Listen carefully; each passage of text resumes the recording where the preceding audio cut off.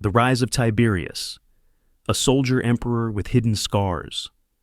In the annals of Rome, the name of Tiberius stands as a paradox. To some, he was a soldier of unmatched discipline, a man who had secured the empire's northern frontiers and brought stability after decades of civil war. To others, he was a monster in waiting, a man whose reign would one day make the entire empire shudder.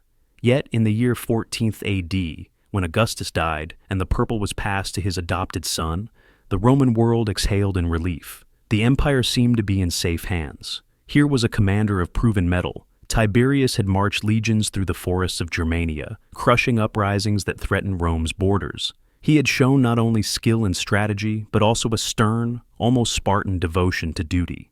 Augustus had trusted him enough to make him heir, and the Senate, though hesitant at times, accepted his authority.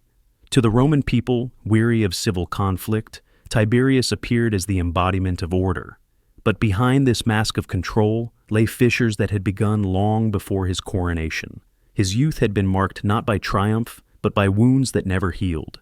The death of his beloved younger brother, Drusus, left a void in his soul that nothing could fill. His forced divorce from his first wife, Vipsania, whom he truly loved, was a humiliation inflicted by Augustus himself. To strengthen dynastic ties, Augustus compelled him to marry his own daughter, Julia, a woman whose notorious promiscuity was the stuff of scandal. The marriage was loveless, bitter, and destructive, and it planted in Tiberius a resentment that slowly fermented into cynicism. Even as emperor, these old wounds festered. His stoic facade, his deliberate restraint, were not merely the habits of discipline, but the armor of a man afraid of his own fragility. He was austere with money, avoided reckless wars, and, at least in his first decade of rule, governed with competence. Rome remained prosperous, the Senate still functioned, the empire did not crumble. Historians of the time noted that his governance was careful, even cautious, in sharp contrast to the flamboyant grandeur of Augustus. And yet, beneath this stern exterior, something darker churned. Tiberius seemed incapable of joy. Banquets bored him, praise irritated him, and the company of Rome's elites often filled him with contempt. Suetonius would later write that he possessed a bitterness which deepened with every year, as though he resented not only his enemies, but his very role as emperor. His eyes were always on the shadows, searching for betrayal even when none was present. The death of his son, Drusus the Younger, in 23 AD would accelerate this descent. But even before that tragedy, the seeds were there.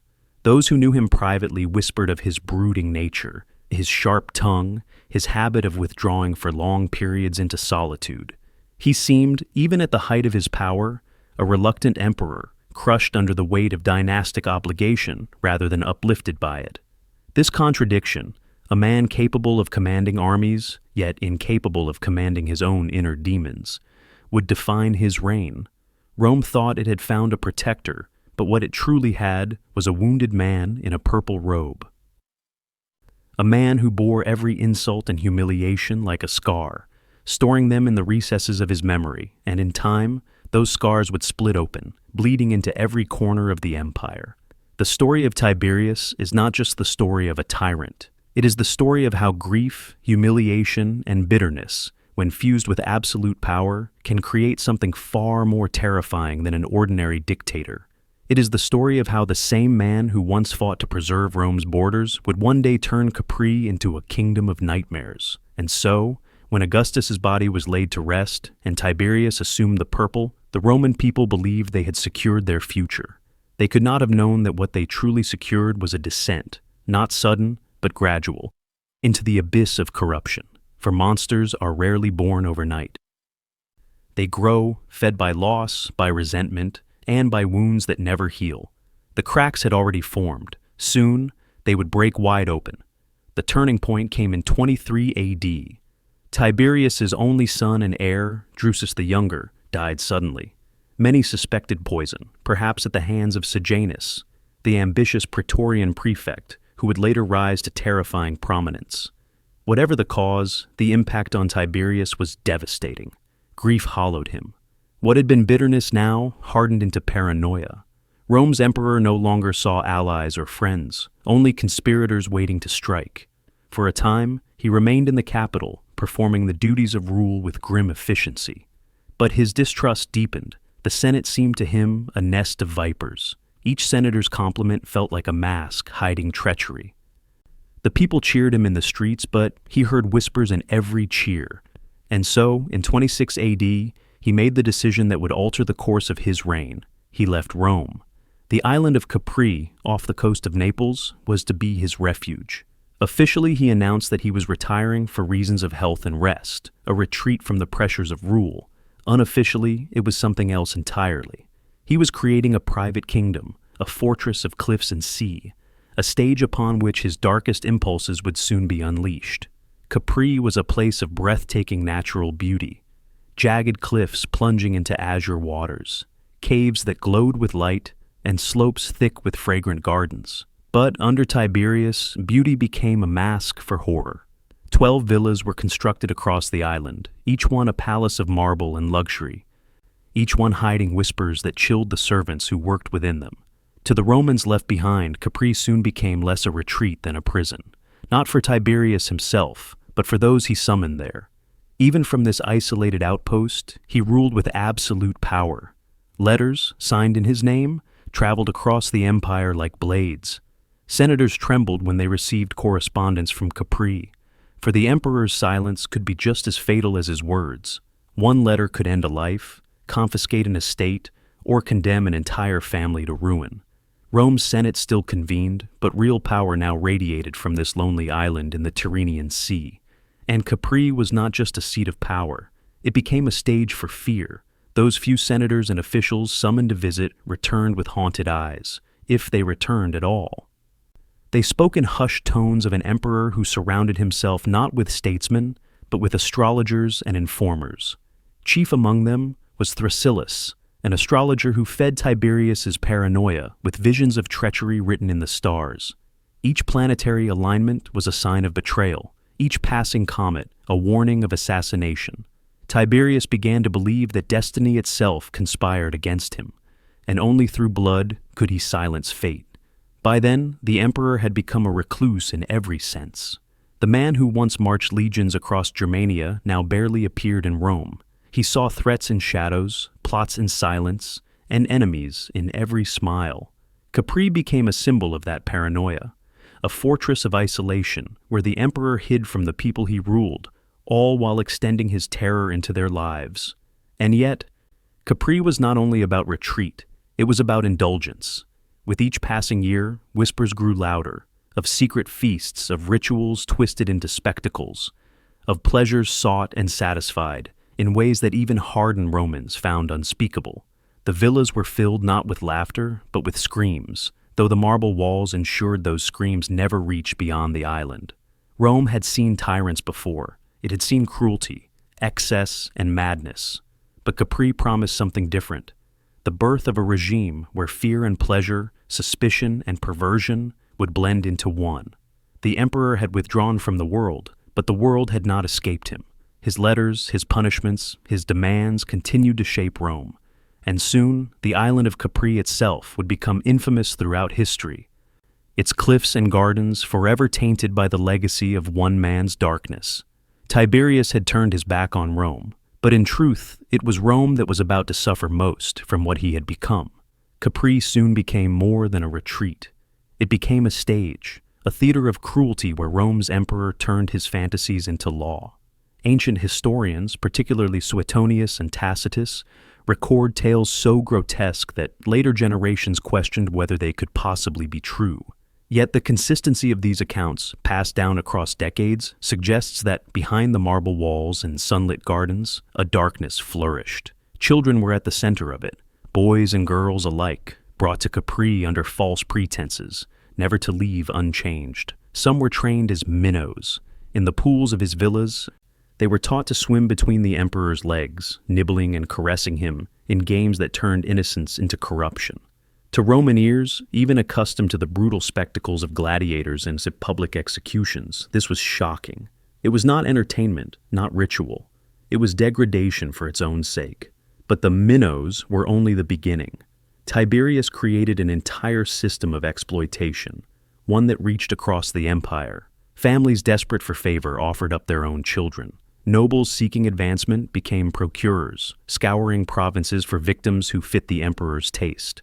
Those unwilling to cooperate often found themselves accused of treason. In this way, participation in depravity became not a choice but a mechanism of survival. An economy of flesh emerged, with human lives traded as currency.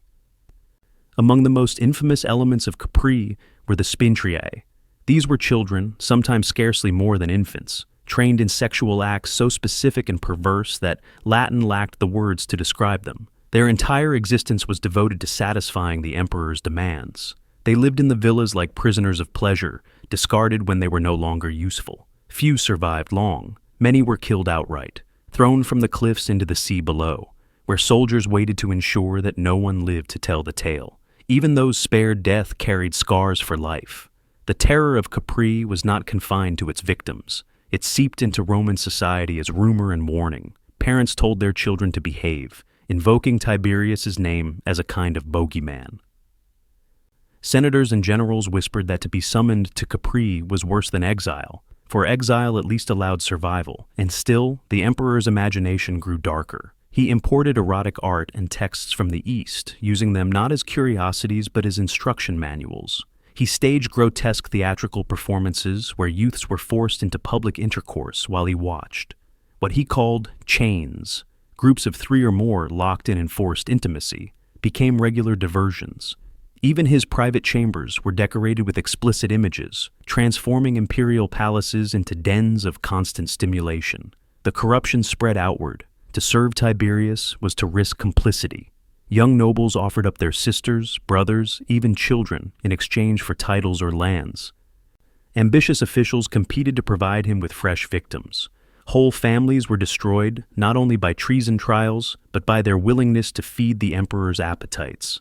Rome's traditional respect for family, lineage, and honor became meaningless when confronted with the demands of Capri. The horror of Tiberius was not merely cruelty, nor even lust. It was the creativity of his perversion. Each new act, each ritualized degradation, pushed the boundaries of what Rome had thought possible. What made him monstrous was not only that he indulged, but that he invented. In time, the island itself seemed cursed. Servants whispered of infants torn from their mother's arms, of virgins forced into obscene parodies of religious ceremonies, of victims hurled from cliffs like discarded objects. Whether every story was true mattered less than the fact that Romans believed them. Capri became a synonym for nightmare, and Tiberius, the emperor who turned paradise into a pit of corruption. Rome had given him the purple. He repaid it with blood, silence, and terror disguised as pleasure. Capri was not merely the emperor's retreat. It was his empire, his invention, his legacy. If Capri was the private theater of Tiberius's perversions, Rome became the stage of his terror. For while the emperor indulged in isolation, he never ceased to rule. His orders, carried by letter and decree, reached the capital with the precision of daggers. And at the center of this machinery of fear stood the treason trials. The charge of maiestas, injury to the majesty of the Roman state, became a weapon sharper than any sword. At first, it had been used sparingly to guard the dignity of the emperor and the republic. Under Tiberius, it grew into a net cast wide enough to entangle anyone. A senator who sighed too loudly. A poet whose verse carried hidden meaning. A servant who repeated gossip. All could be accused. Once accused, guilt was nearly certain. Acquittal was rare. Survival, rarer still. Professional informers, known as delatores, multiplied like parasites. They prowled the streets, listening at doors, trading in suspicion. Each denunciation brought them wealth, for the estates of the condemned were confiscated and divided. Fear was their trade, and Rome was their marketplace. Entire families were ruined overnight. Children stripped of inheritance, wives driven into poverty, fathers forced to denounce their own sons. The cruelty was as psychological as it was physical. Tiberius delighted in suspense. A senator might be accused, spared at trial, only to be summoned again weeks later and condemned. Parents were made to watch their children executed, or worse, to participate in the act. Some families, facing inevitable ruin, chose suicide, a grim mercy that at least preserved some of their estate for surviving kin. The Senate, once the proud guardian of the Republic, collapsed into sycophancy. Senators competed to outdo one another in flattery, proposing ever more extravagant honors for Tiberius. They condemned their colleagues eagerly, knowing mercy was dangerous. Each vote for execution was a declaration of loyalty, each moment of hesitation, a mark of suspicion. The great deliberative body that had once debated Hannibal's invasion now bowed to a recluse on Capri. Even natural death offered no escape. Tiberius prosecuted the dead, confiscating estates, erasing names from memorials. Children were executed for mourning their parents too openly. The law itself was twisted into parody, no longer a shield of justice, but a blade wielded by paranoia. The effect on Roman society was profound. Conversation at banquets dwindled into silence. Friends feared one another. Spouses hid their thoughts. Children were warned to guard their tongues even in sleep. Writers burned their own manuscripts rather than risk a careless phrase bringing doom. The vibrant intellectual life that had blossomed under Augustus withered in this climate of suspicion. Meanwhile, Tiberius's paranoia deepened. He tested his meals on condemned prisoners before tasting them himself. He surrounded his chambers with guards, posted even at his bedside. He trusted no one, not even his closest advisors. And yet, his letters, cold and precise, continued to flow, ordering deaths, issuing punishments, tightening the noose of fear around Rome. It is tempting to imagine Rome in chaos, but the truth is more chilling. Daily life continued. Markets bustled. Taxes were collected. Legions drilled at the frontiers. To the ordinary citizen, the empire functioned as before, but for the elites, the senators, the writers, the generals, silence became survival. It was not fire or famine that poisoned Rome, but terror that seeped into every word, every gesture, every thought. Under Tiberius, Rome learned the most dangerous lesson of tyranny, that cruelty does not need spectacle. It only needs silence. And in that silence, the empire began to unravel. By the early 30s AD, the image of Tiberius had become grotesque. Once a stern, commanding general, he was now a shadow of himself. Ancient writers describe his face as ravaged by sores, his body bent and trembling. He wore wigs to conceal baldness, heavy makeup to mask his lesions, and ointments that left his skin pale and waxy. To courtiers, he no longer resembled a Roman emperor, but a diseased satyr hiding in marble palaces on Capri. But though his body decayed, his paranoia only grew sharper. He slept surrounded by guards, demanded food tasters for his food tasters, and interrogated astrologers daily about the moment of his death. His astrologer Thrasylus kept him captive in the stars, whispering of conspiracies that seemed written across the heavens. For every omen of treachery, Tiberius demanded blood. His alliance with Sejanus, the Praetorian prefect who once wielded near total power in Rome, had already ended in catastrophe.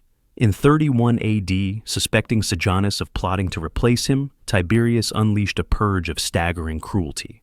Senators, equestrians, nobles, anyone connected to Sejanus was slaughtered. Families were destroyed down to their children. One girl, too young for legal execution, was first raped by the executioner so that she could be put to death. The law itself was twisted into a grotesque accomplice of his paranoia. These purges created a Rome soaked in terror. Neighbors spied on neighbors. Friends turned informers. Wealthy families concealed their fortunes or spent them quickly, fearing confiscation. The city that had once stood proud as the mistress of the Mediterranean had become a labyrinth of whispers. Religion offered no refuge. Tiberius desecrated rituals for his pleasures, twisting sacred rites into obscene parodies.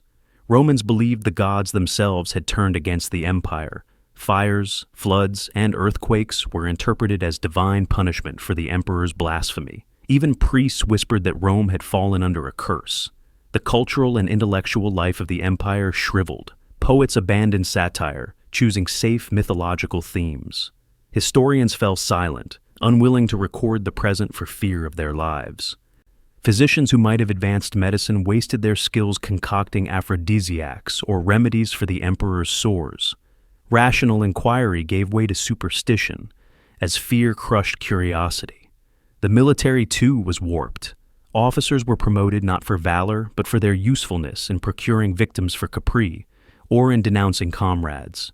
The Praetorian Guard, once protectors of Rome, became tools of terror.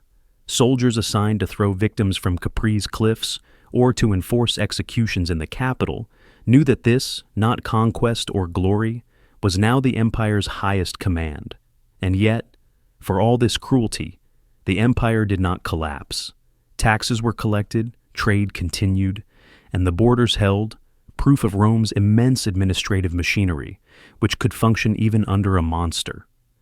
This continuity was perhaps the cruelest irony, an empire flourishing outwardly while rotting at its heart.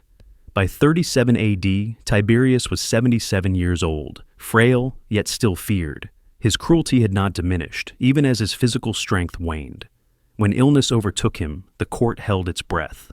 Some claimed he was smothered by his successor's allies, others that he died naturally in his bed. Suetonius records that when the rumor of his death first spread, celebrations erupted in Rome, only for Tiberius to briefly revive, demanding food and terrifying all who thought him gone. When he finally died on March 16th, the city exhaled as though released from a nightmare. The reaction was swift and unrestrained. The Senate, free at last, refused at first to deify him, as they had Augustus. The people filled the streets in joy. "To the Tiber with Tiberius!" they shouted, demanding his corpse be thrown into the river like a criminal's. Only the intervention of his successor, Caligula, secured him the rights of an emperor, but even then, his funeral lacked mourning.